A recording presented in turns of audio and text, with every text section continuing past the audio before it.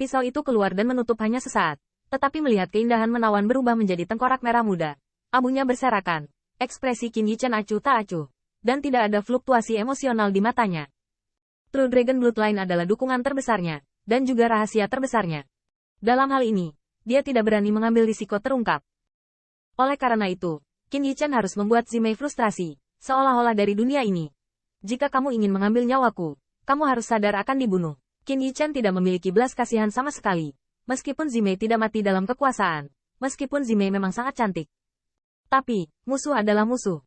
Setelah mengubur semuanya, Qin Yichen tiba-tiba menemui kesulitan.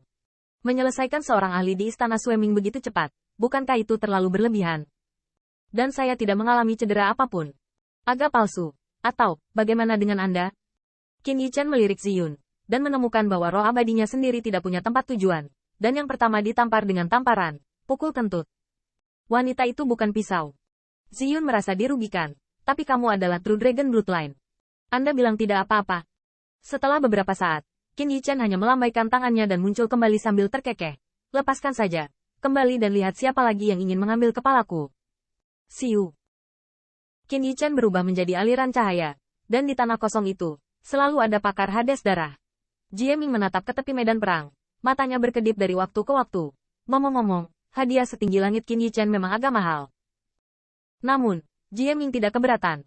Karena menurutnya, apakah itu melampiaskan amarah atau pukulan ke dunia Korea Utara, itu sangat berharga. Bahkan jika Zimei dapat menemukan resep majemuk dari majemuk matahari, apa imbalannya? Belum lagi santo majemuk, bahkan majemuk dan menghasilkan banyak uang. Namun, suasana hati Zhan Jinrong justru sebaliknya. Pada saat ini, dia setajam pisau dan ingin membantu. Tetapi dia memiliki lebih dari cukup energi dan hanya bisa melihat Qin Yichen dikejar dan melarikan diri. Perasaan ini sulit untuk dijelaskan. Tapi saat ini, saya melihat siluet terbang di kejauhan. Untuk sesaat, saya tidak tahu berapa banyak mata yang mengawasi medan perang. Hati Zhan Jinrong bergetar. Dia tidak percaya bahwa dengan kekuatan Qin Yichen, bahkan jika dia kalah dari Zimei, dia tidak boleh dibunuh secepat ini. Jie Ming tersenyum dingin. Tidak menyangka mantra ungu lebih efisien dari yang dia harapkan. Bagaimana anak itu? Untuk sementara, seringai Jie Ming tercengang. Sebaliknya, ada kejutan dan kepanikan yang mendalam. Siluet yang kembali dari luar medan perang bukanlah pesona ungu, tapi Qin Yichen. Yang membuat hati dunia bingung adalah hanya ada satu siluet yang muncul kembali. Bahkan pada saat itu, Jie Yu merespon dengan cepat dan langsung menyeret Jie Ming untuk mundur. Karena keberadaan Zimei bisa terbunuh begitu cepat, kemungkinan besar tidak ada pertempuran. Untuk sementara, banyak pembangkit tenaga listrik di dunia juga memperhatikan kembalinya Qin Yichen.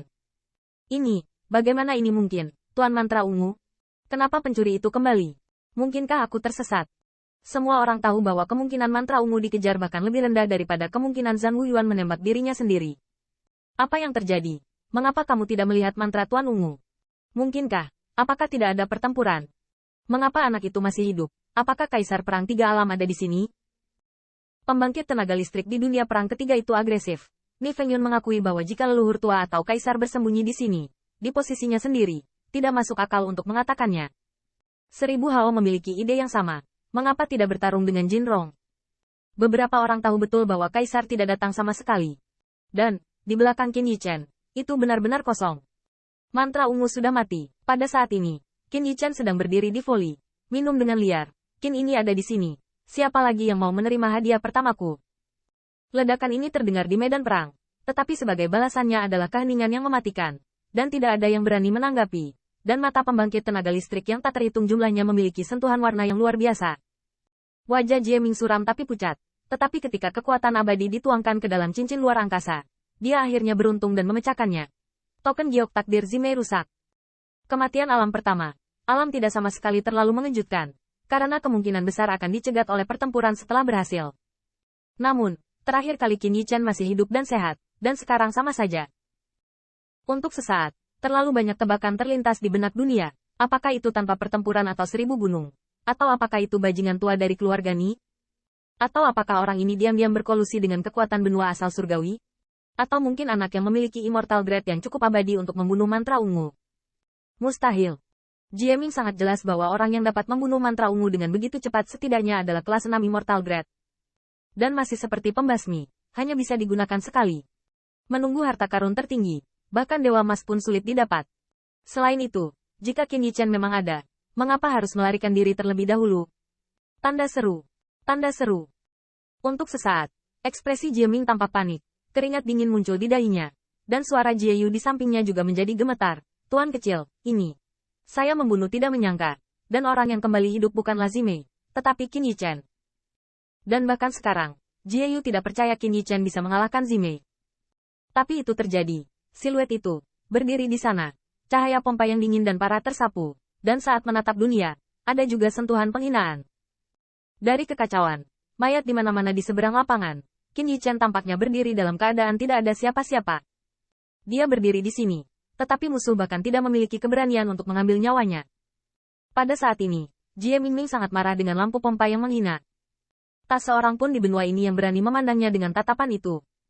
Dan anak ini, sudah menghitung berapa kali yang membuatnya marah. Aku akan membunuh anak itu sendiri. Namun, Jie Ming belum bertindak, tetapi dihentikan oleh Jie Yu. Tuan kecil, hati-hati dan curang.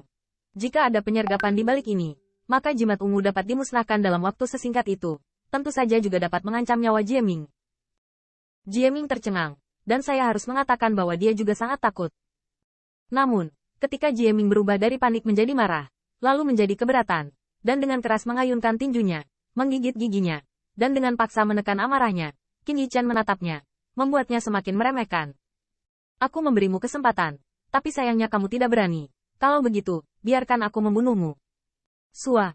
Kata-kata itu jatuh, dan siluet Qin Yichen menjarah seperti hantu. Dia kembali ke medan perang, seperti harimau turun gunung. Hingga saat ini, banyak pembangkit tenaga listrik grup Jizu yang hanya terbangun dalam mimpi mereka. Mereka bahkan lebih ngeri saat menyadari bahwa Qin Yichen tidak hanya hidup kembali, tetapi juga tidak terluka. Bagaimana orang ini melakukannya? Tanda seru. Tanda seru. Streamer yang diubah oleh siluet ramping itu menyerbu pasukan klan, dan segera membunuh jalur darah. Untuk sementara waktu, bahkan kekuatan pertempuran tingkat tinggi klan, sulit untuk tenang dan mengacau. Ini benar-benar kembalinya Qin Yichen, dan kejutan bagi mereka sangat mengerikan. Kekuatan mantra darah pesona ungu pik tidak lagi terlihat. Bahkan dari ekspresi Kaisar Muda, Qin Yichen sama sekali tidak melebih-lebihkan. Pesona ungu sepertinya tidak akan pernah kembali lagi. Bagaimana dengan surga abadi? Tidak boleh panik.